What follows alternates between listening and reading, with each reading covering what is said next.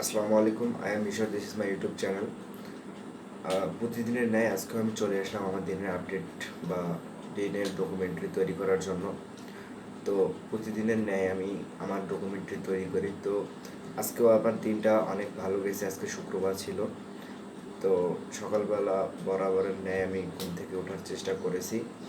তবে সকালবেলা খুব দ্রুত উঠতে পারিনি, কারণ গতকাল রাত্রে ভোর 4টায় আমি ঘুমিয়ে গিয়েছি। এর কারণ হচ্ছে আমি একটা প্রজেক্ট রেডি করেছি। সে প্রজেক্টটা আমি আজকে এখন এখন বাজে 6:40, গতকালকে বিকেল থেকে আজকে পর্যন্ত আমি পুরো প্রজেক্টটা 100% ডান করলাম। কিন্তু আমার কালকে পরীক্ষা আছে, ওই পরীক্ষার জন্য আমি এখন প্রিপারেশন নেব। এখন রাত্রে আমি স্টাডি করবো এবং আগামীকাল সকালে পরীক্ষা দেবো।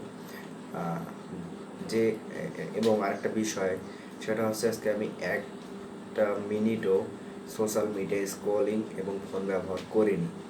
আমি যতটুকু সময় বসেছিলাম বা যতটুকু সময় পিসির সামনে ছিলাম ততটুকু সময় আমি কাজ করেছি এবং আমি একটা 100% ফুলফিল একটা প্রজেক্ট রেডি করে ফেলেছি। আর পড়াশোনা তো এখন করতে হবে আমাকে, কেননা কালকে আমার পরীক্ষা।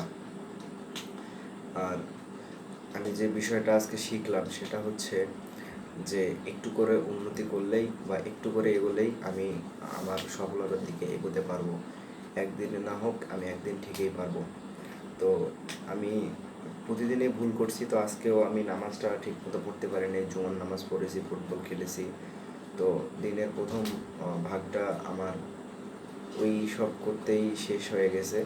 তবে দ্বিতীয় ভাগটা আমি একটু ঘুমিয়েছিলাম, আধা ঘন্টা 1 ঘন্টার মতো।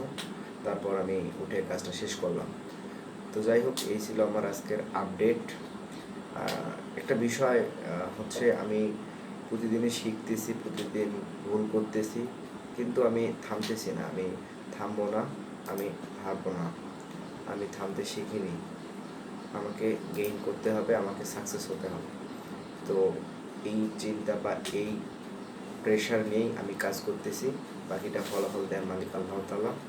তো তিনি যা ফয়সালা করবেন তাই শ্রেয়, তাই আমার জন্য ভালো, তাই আমার জন্য মঙ্গল। তো আমার জন্য দোয়া করবেন সবাই। সবাই ভালো থাকবেন। আসসালামু আলাইকুম।